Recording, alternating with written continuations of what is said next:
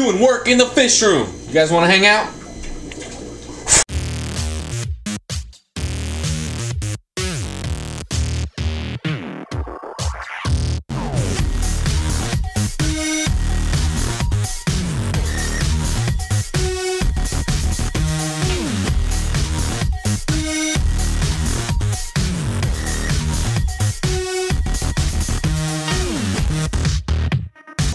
Hey, what's going on YouTube? Forrest here, Cycling09, hanging out in the fish room doing some tankness. That's what I like to call tank maintenance on the 150 over here with my Gorillas Blacks. I got my drains going.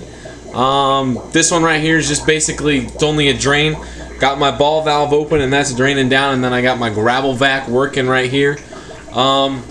Basically I do about once a week. I'll do a gravel vac on each tank. Once a week to once every 2 weeks or so, I'll do a gravel vac. Depends on, you know, stock and all that kind of stuff. It's a pretty liquid situation. If it looks dirty, I clean it.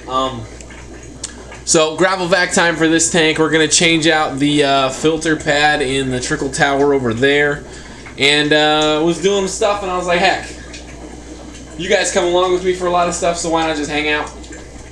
So we'll set the camera up here in a second. I'll show you guys some gravel vac action and stuff and blah blah blah. Blah blah blah. Boring tank stuff, but you guys tend to like me just hanging out with you guys in the fish room, so that's what we're gonna do. Got the tripod all ready to go. Probably gonna do about, I don't know, big water change, at least big for this tank. The whole system, it's probably only gonna be about 20%, but probably about 75% with all these guys in here. Do a really thorough gravel vac of everything, and we'll get that going here in a second, alright? Alright, gravel vacs. Gravel vacs are pretty simple. I got my cool DIY gravel vac crap thingy made out of a garden hose. Doesn't have to be perfect. I will never say that I do 100% perfect gravel vacs every time.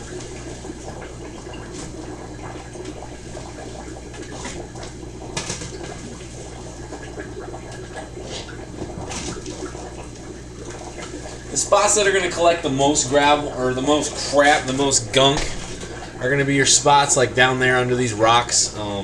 You know, so if you really want to do a really thorough cleaning, getting down underneath the rocks and stuff like these guys right here, that's probably going to be your best bet. Because honestly, this stuff out here, you know, your normal gravel, it's not gonna harbor. It doesn't really catch a whole lot of the debris and the detritus and all that crap. So, you know, unless you're wanting to go really hardcore, you're not really getting the bulk of all that gunk and crap that builds up. Like I said, it doesn't have to be perfect, can be sporadic. Of course, I'll go a little bit more in depth on it. But you guys don't want to watch me doing water changes and gravel vacuuming the entire tank. So, simple stuff. This piece right here is just garden hose. And then I've got a couple PVC pieces on there, and then my first ever and only ever that I've purchased gravel vac set kit, whatever it was, the tube on there, that guy right there, was a part of that kit, and it was the first one I've ever gotten. It's the only one I've ever gotten, so why not stay true it? Why not use it and, you know, abuse it? So that thing does a great job. So I'm actually able to drain water twice as fast, because I'm able to use the gravel vac side and that side, and I can, you know, I've drained this 150 because this is a 6 foot by 2 foot wide, 20-inch tall, so a little bit of math, 150 gallons, with the footprint of a 180. So very nice tank. I love this tank. Probably been draining for maybe 10 minutes, and we're already past halfway. So, you know, relatively quickly I can do stuff without having to bust out pumps and all that kind of stuff. So pretty simple stuff. You can see this one right here is already out of the water. But this is just a simple U-tube with a ball valve on it. If I'm really proactive, what I'll do is I'll stop that ball valve before it's done draining, and then I've got water already ready, so then when I throw on another tank, the siphon is just ready to go, and I can just get the siphon going. Otherwise, I start the siphon. Easy stuff. By the way, if you don't think I make messes in the fish room, this towel's on the floor because I make lots of messes in the fish room. Messes in the fish room. We're gonna hold on a second. Doing all this crap, holding the tripod doesn't work. it was working, it just wasn't working very great. Messes in the fish room and water on my floor was the reason I got rid of my drip system. If you follow me way back when I had my drip system, countless amounts of times I'd come home to water on my floor, gallons of water on my floor. I've got a little bit of a drip issue from one of my lids, this one right here. Because the styro lids do such a good job insulating, there's a lot of condensation that builds up in there. And if it's not set up correctly, it can drip off the back, and a slow little drip can lead to a little puddle. Not to mention that when I first started this siphon today, I turned this on, you know, was farting around, and then I don't know what the heck I was doing, because I turned it on not realizing that I turned the siphon on. I thought the siphon wasn't starting yet, so I thought I was just opening the ball valve. But in all reality, I had started the siphon, so the siphon's running, you know, draining water out. And so I pulled the hose apart, because to start the siphon, I just got the hose attaches to another hose. Really ghetto, you know, easy stuff. I'll show you right there. So I pulled that apart to try and start the siphon, and lo and behold, the siphon was already going. So of course, water starts spraying everywhere. I gotta get everything hooked all back up there. So that was definitely fun, and I was like, heck, we're just farting around. That's why I got the camera. I was like, heck, let's just have fun with YouTube, doing some water changes, some maintenance, some tank knits.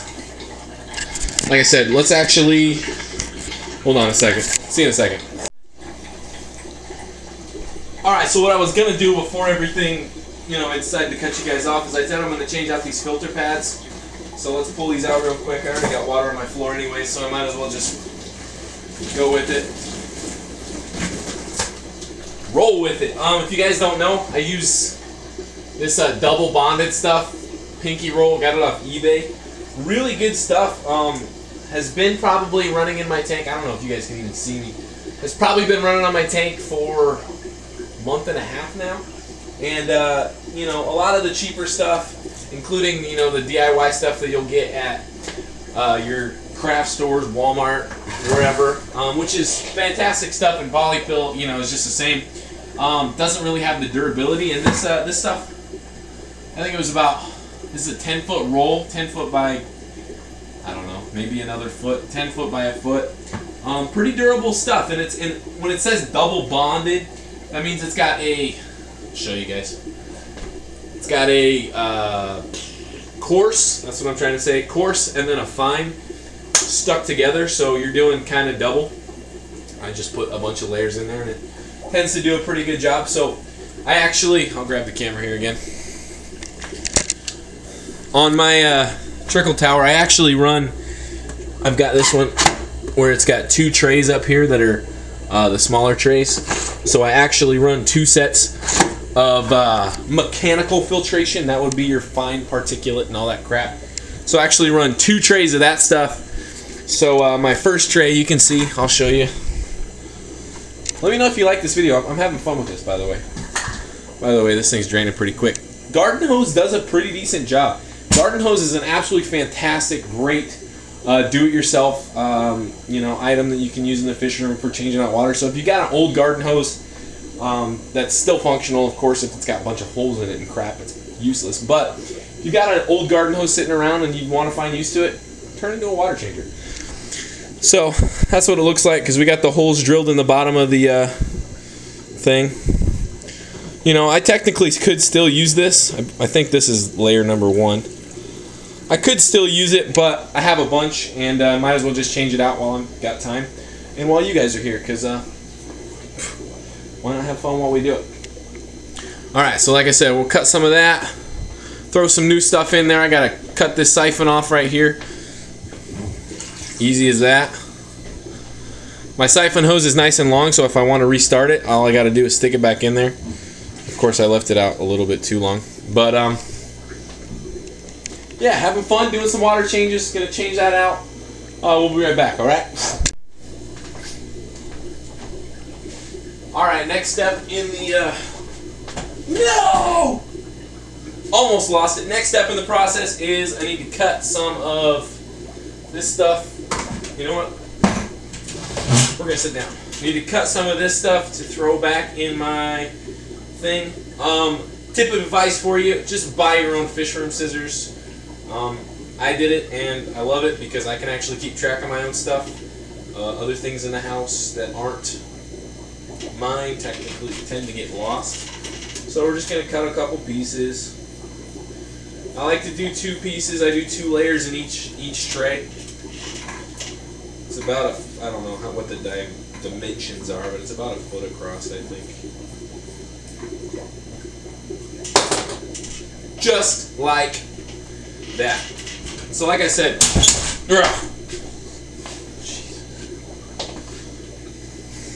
fine.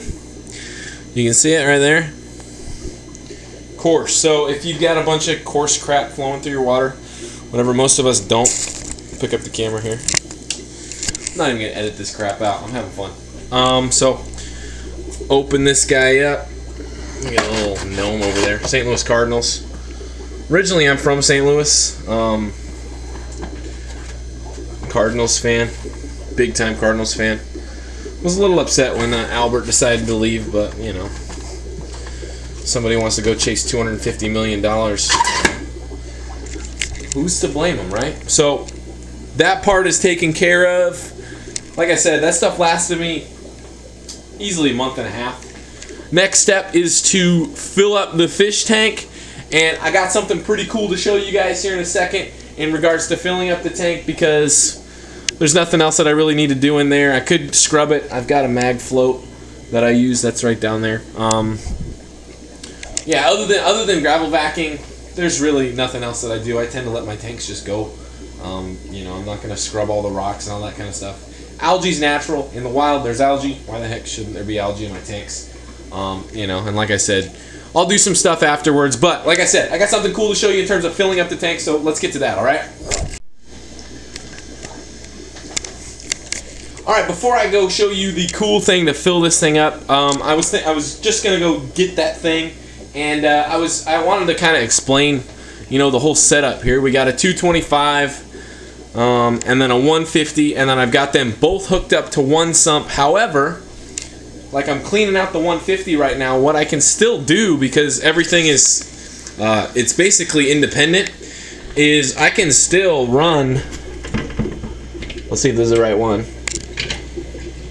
Nope. Hold on. Probably should label these, whatever. Is I can still plug that pump in, run this, and have my filtration just keep on running as I do maintenance on this tank right here. Same vice versa. If I'm doing maintenance on the 225, I don't mess with this tank. The pump still runs and everything still goes.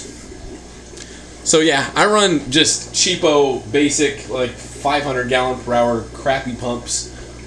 They do a really good job for me. I don't need massive amounts of turnover. I've got lots of biological media. I do lots of water changes, as you can see right here. And, you know, my fish are growing fast. They're healthy. So I tend to, you know, I try not to get too crazy technical. Not to mention that each tank has an additional 2 sponge filters and I'm running with air and all that kind of crap. But just wanted to show you that real quick. You know, 2 tanks. In total, it's about a 400 gallon system, because we've got a 150, a 225, add that together, 375, and then, you know, a 40 breeder is a sump, which I'm usually running 20-25 gallons in there, so about 400 gallons. So really cool. Makes it difficult to do large changes on the entire system, because, you know, hot water heaters can only do so much in terms of producing enough water to, you know, not shock your fish when you enter new water in there. But yeah, basically independent systems running on a combined system, if that makes any sense. Let's get back to what I was going to show you, so this video isn't 300 hours long. But let's get to it. Alright, this be our awesome, cool surprise. Something that I'm trying out. I'm not going to, you know, give it a full Cichlid Man 09 stamp of approval yet. But what it's called, you guys probably seen it on the infomercials and all this kind of stuff. The pocket hose. This is the 50-foot model. And as you can see, from my bathroom to in here, which, yes, I have a bathroom. Elephant in the room here, of course. Everybody poops. Is definitely not 50 feet. The amazing thing about this hose is how much it stretches. It's very cool. I was so sick and tired of lugging around that big, lunky garden hose that I had, because garden hose, like I said, is a great do-it-yourself water change tool, but sometimes it can be a tool. It's annoying, it's frustrating. and the one that I had was heavy. This thing right here is light as heck. Maybe a couple pounds, 2-3 pounds. Super easy, super lightweight to store. I'll show you at the end how I store it. Easy peasy, lemon squeezy. Let me get the water started so you guys don't have to listen to me talk. And I'm going to show you exactly, we're going to shut this valve off. And I'm going to show you exactly how much this thing stretches here in a second, alright? Don't go away. Okay, valve is shut right there. So once I turn on the water, it's not going to be able to exit. So the only thing the hose is going to be able to do is expand. So let's go into the bathroom. I'll kind of show you guys my cool little setup that I've got. Just this little wide thing. This valve, of course, needs to be shut so that the water is diverted there. And so we're going to turn on the water. Hold on a second. This doesn't need to be there. Turn on the water a little bit. And watch. Whoa. You guys remember how stretched out this thing was, right?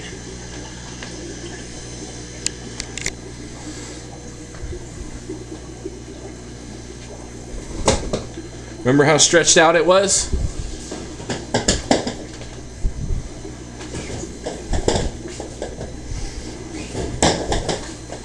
Remember how stretched out this thing was? Alright, that's it. That is what happens with this thing when it's fully expanded out. Now, my only concern, not my only concern, my concern with this thing is durability, because the material is not, I wouldn't say it's outstanding. Right there, this thing is extremely taut. And so far, so good. I'm not going to say go out and buy a pocket hose, because the last thing I want is to be like, hey guys, go get this, and then have it blow up on you guys. What I want is I want it to blow up on me, and hopefully I can get that on camera and share it with you guys. But you know, that's my little concern, my nagging. You know, I'm trying not to leave it in this position, because once I flip this right here, pressure's going to subside. You can see this thing shrink up. And it'll shrink up quite a bit, and pressure will subside and make it a lot easier for water to flow out. I mean, you can see right there, that's just, you know, it's limp noodle kind of stuff. Awesome. It doesn't kink. And like I said, once this thing is fully taut, it'll go from a hose that compacts to, you know, fits in your hand to, you can see all this excess right here. It was taut running all the way into my sink. So very cool stuff. Next step is I gotta add some conditioner to my water so that it doesn't kill the fishies. So let's get to that here in a second before we get too much water in there, alright? Alright, now the water conditioner I choose to use is Seachem Safe. Honestly, probably the best stuff out on the market. Prime, you know, was always known as the best stuff out on the market, and this is basically the same stuff. I don't believe the Seachem Safe does the slime coat that Prime does, but not once have I had an issue with, you know, my, you know, Hulk doesn't complain, why don't I have slime coat in my conditioner? He doesn't care.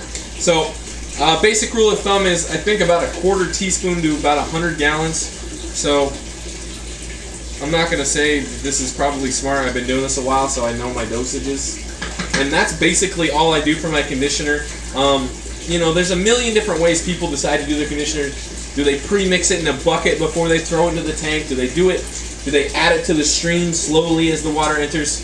I put whatever I need in there, and I've never had an issue with it. So, you know, because there's so many ways people do things, it makes it, you know what I'm trying to say. Do it however you want. Do whatever works for you. For me, when the water's going in, I add as much water that I took out. Some people add to the tank volume. Like I said, I've done all the things under the sun in terms of using conditioners, and honestly, I've never had an issue. So, Seachem Safe though, good stuff. This stuff right here, this bottle was like 13 bucks on eBay.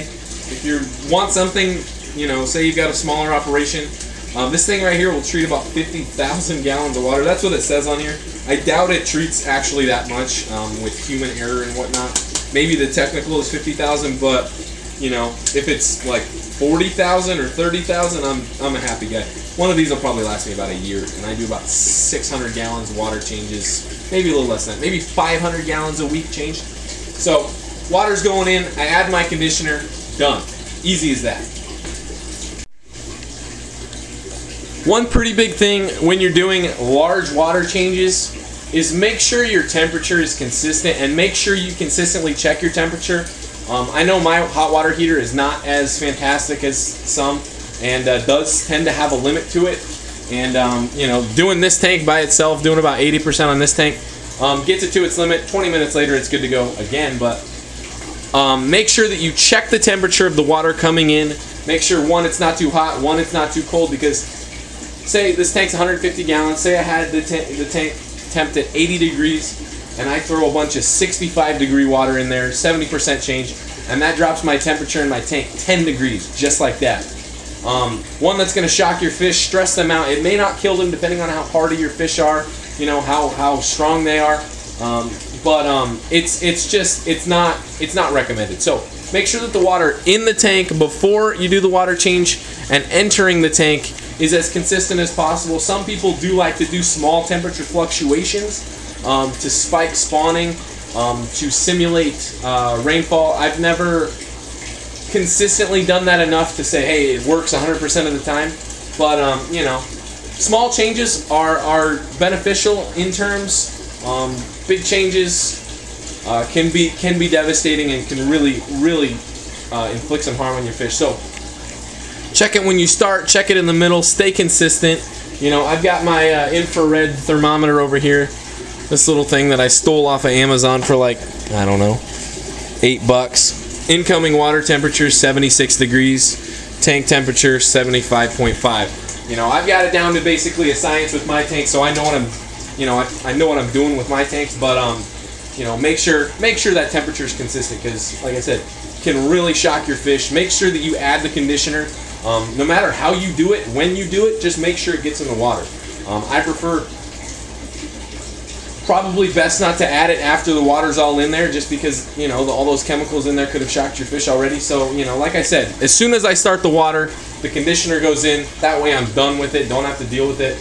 And like I said, I only treat to the amount of water I took out of the tank. I don't treat to the full tank's volume, all that kind of stuff. And I've never had issues. As a matter of fact, in the comments below, let me know your you know, your water conditioner routine, whatever. And let's get that going. Thanks for watching. It's basically just a waiting game. I might do some more clips on here just waiting for the water to fill up. But like I said, we're just waiting for this thing to fill up. Got to put my other lid on, plug in the pump, and we are golden. Good to go. Thanks for joining me for some water change time. Again, this was another spur of the moment. Let's grab the camera while we're doing stuff. I spilled a bunch of water on the floor because I'm a dork. But thanks for joining me with this today. Hit that like button if you like the video. If you're not subscribed to me already, there's a button down there. Hit that one. Go check out all the links in the description. Subscribe to all those guys on Team Aquatic Support. Those guys know how to do water changes too. They know how to do, you know, they know what they're doing. Go subscribe to them. And like I said, this pocket hose thing is in its testing mode. I like it. I like it, honestly. I'll show you at the end of this how nicely and easily it packs right back up to where it was. But for right now, I'm done. I might throw some stuff on there again, though. This is probably a long video. Oh, whoa.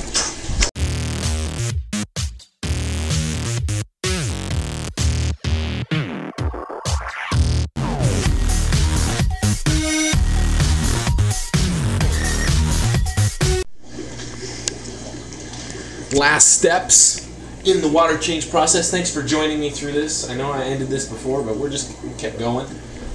Is to take this guy right here, Mr. Plug-in, plug it back in, boom, and we're done. We're golden. Thanks for watching, everybody. See you next time. Water change time with me.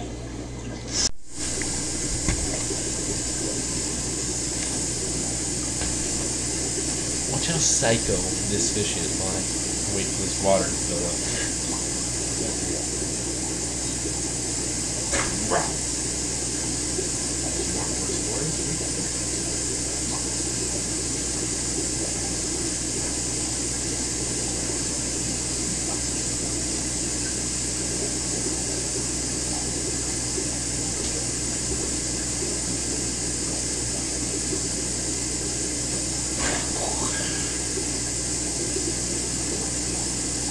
think he's got problems.